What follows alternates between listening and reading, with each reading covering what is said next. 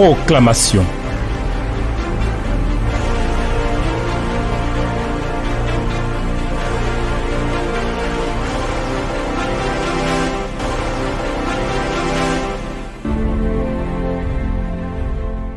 À Dieu soit toute la gloire et toute la louange. Le Dieu vivant, le Dieu véritable, le Seigneur des seigneurs, le Maître des cieux et de la terre, celui dont le règne est élevé au-dessus de tout règne. Seigneur, nous te bénissons et nous te donnons la louange, l'honneur et l'élévation qui ne sont dus qu'à toi seul. Tu nous fais tant de bien et nous te bénissons. C'est pourquoi nous avons la joie de nous tenir là à l'heure où ta parole nous communique la vie. Merci de bénir cette parole et de nous faire du bien à travers cette parole.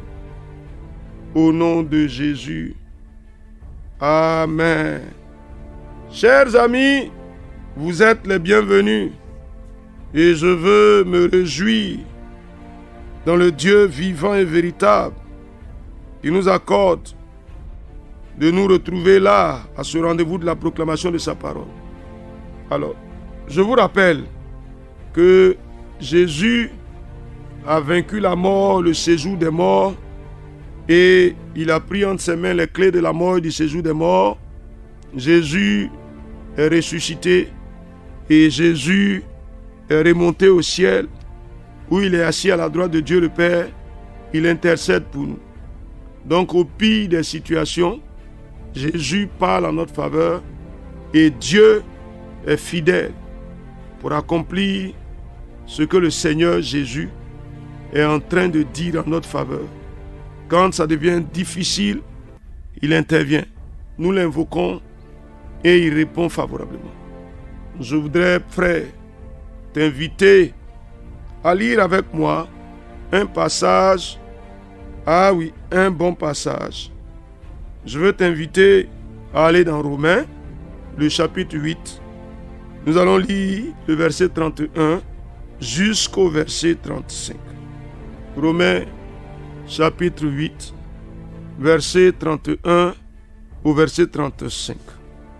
Que dirions-nous donc à l'égard de ces choses? Si Dieu est pour nous, qui sera contre nous?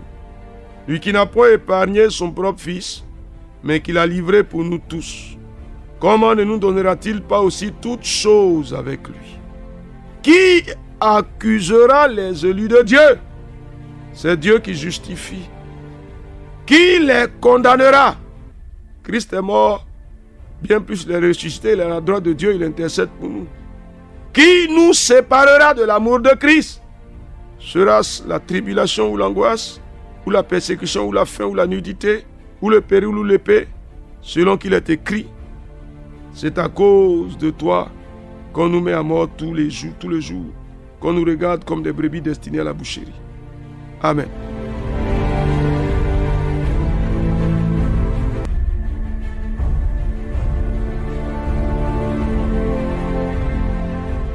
Donc nous avons lu Romains chapitre 8, verset 31 au verset 36. Alors écoutez bien, chers amis. L'apôtre qui écrit cette épître-là reçoit un message du Seigneur. Mais c'est comme si c'est un défi, un challenge. Qui condamnera les élus de Dieu? Qui peut les condamner? Qui peut les accuser? Qui peut les séparer de Dieu? Qui accusera les élus de Dieu? C'est Dieu qui justifie. Qui les condamnera? Christ est mort, bien plus, il est ressuscité.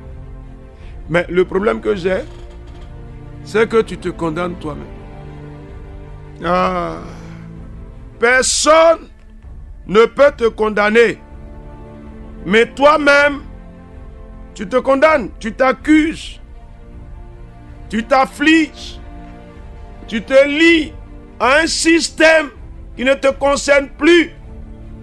Tu te rattaches à un héritage qui ne te concerne plus. Ça ne continue pas, hein? Ça ne peut pas continuer. C'est pourquoi je veux que tu parles avec assurance. Il n'y a aucune condamnation contre moi, je le déclare au nom de Jésus-Christ. S'il te plaît, dis quelque chose. Seigneur, je le crois et je le confesse. Aucune condamnation contre moi. Au nom de Jésus, il n'y en a aucune, Seigneur. Il n'y a aucune condamnation. Je le déclare. Aucune accusation, aucune condamnation. Cher ami, ne te condamne pas non plus. Ne te rattache pas à un héritage qui ne te concerne plus. Ne t'impose pas une malédiction qui ne fait plus partie de ton histoire. Je dis, aucune condamnation contre moi. Nom de Jésus. Tu entends ce qu'il dit? Il dit Christ est mort. Bien plus, il est ressuscité. Donc pour notre justification. Il est mort pour nos péchés. Il est ressuscité pour notre justification. Mais encore plus, il est monté au ciel et assis à la droite de Dieu le Père. Il fait quoi? Il intercède pour nous. Donc on va dire quoi? Que si toi-même, tu n'y arrives pas. Si toi-même, tu ne peux pas trouver par toi-même la faveur de Dieu. Jésus a déjà accompli ce qui doit te mettre en position de faveur. Mais en plus, il est auprès de Dieu pour parler en ta faveur, pour intercéder en ta faveur. Cher ami, alors qu'est-ce que tu dis? Qui va te condamner? Il n'y a personne. Pourquoi? Parce que Jésus t'a sauvé, mais bien plus, il parle en ta faveur. Tu le crois, tu le confesses? Jésus parle en ma faveur. Il intercède. Nom de Jésus! Aucune condamnation. Parce que Jésus est mort et il est ressuscité. Ah Seigneur, aucune condamnation contre moi ne tient. Aucune condamnation n'a valeur contre moi. Aucune. Au nom de Jésus-Christ. Alors, cher ami, écoute bien. Il dit, qui nous séparera de l'amour de Christ? Les tribulations, l'angoisse, les persécutions, la faim, la nudité, le péril, l'épée. Toutes ces choses-là ne peuvent rien. C'est-à-dire, il n'y a pas une tribulation qui sera aussi grave pour nous séparer de Dieu. Non, la faim ne sera pas aussi... Non, d'ailleurs, même la faim même ne pourra même pas. Parce que le Seigneur est le pourvoyeur. Si pour un temps, n'ont pas eu la ressource, mais dans le temps qui suit, le Seigneur va envoyer la ressource. Cher ami, est-ce que tu es conscient qu'il y a des dispositions divines en ta faveur? C'est vrai ou c'est faux? Ah oui, Seigneur. Des dispositions divines qui me sont favorables et dans lesquelles je suis établi par le nom de Jésus-Christ. Ah, cher frère, dis quelque chose. Dis quelque chose. Dis quelque chose. Des dispositions divines en ma faveur. Oh Dieu des cieux, rien ni personne ne peut me séparer de l'amour de Jésus-Christ. Personne. Alors si tu le crois, tu le dis. Il n'y a rien qui puisse me séparer de l'amour de Dieu manifesté en Jésus-Christ. Dans les cieux, sur la terre, dans le visible, dans l'invisible, il n'y a rien, je le déclare. Rien ne peut me séparer, rien, je dis rien ne peut me séparer de l'amour de Dieu manifesté en Jésus-Christ. Je dis rien. Au nom de Jésus-Christ, Seigneur, il n'y a rien qui me sépare de ton amour, rien du tout. Seigneur mon Dieu, rien. Alléluia à toi. Cher ami, il faut assumer ta position. Et on remonte donc au verset 31. Qu'est-ce qu'on va dire?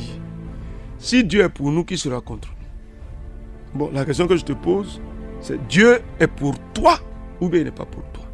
Il est pour, il t'est favorable.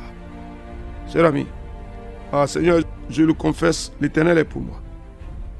Au nom de Jésus-Christ, Dieu est pour moi. Il est pour moi, il est pour moi. Dieu vivant et véritable, je déclare au nom de Jésus-Christ que Dieu est pour moi. Il m'est favorable. L'Éternel m'est favorable. Nul ne sera jamais contre moi. Personne ne peut triompher de moi. Dieu est pour moi. Je le déclare, tous ceux qui s'élèvent tout ce qui s'élève aussi contre moi s'ébranle et tombe. Au nom de Jésus-Christ, parce que l'Éternel marche en ma faveur. L'Éternel agit en ma faveur. Il est pour moi. Cher ami, trop de désespoir. On a trop de désespoir, trop de découragement. L'Éternel est de notre côté. Tu le crois? Dis-le, il est de mon côté. L'Éternel est de mon côté. Il est avec moi, il marche avec moi. Il agit en ma faveur.